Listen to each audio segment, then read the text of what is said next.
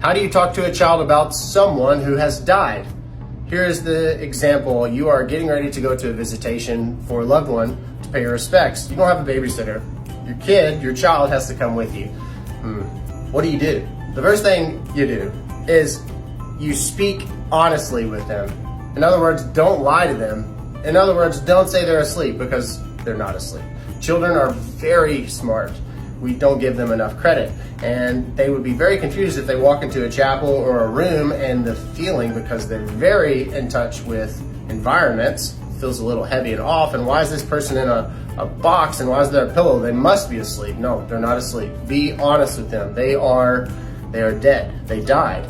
And how do you do that? The caveat is the buildup. Let them know we are going to a place where someone that I know, mom, dad knows, or that you have seen walking on a street, they no longer physically work. They've died. 2, to add on to that, they're gonna have a ton of questions. Be willing to answer them truthfully, or as truthful as you know how. I'm not a doctor. I'm a funeral director and embalmer, so I'm not really sure. How did they die? I don't know. Why did they die? Because they died.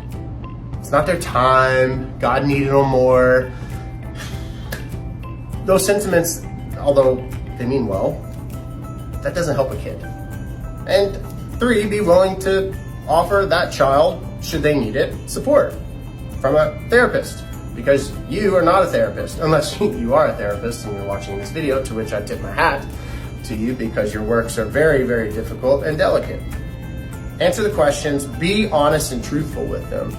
It's kind of like the analogy whenever a mom or dad left the family abruptly and they haven't come back in 6 years. Where's mom? Where's dad? They're on vacation. They've been gone for, the joke is they're not on vacation. They just left.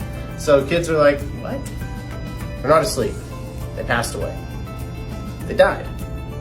Direct. Kids are very smart. They're gonna be okay. And it's up to you to have the discipline to say, hey, I probably shouldn't go. Number whatever. When you get to the funeral home and the child does not want to go to the space where the deceased loved one is reposing in their casket, because that happens, I've seen it a number of times, do not make them.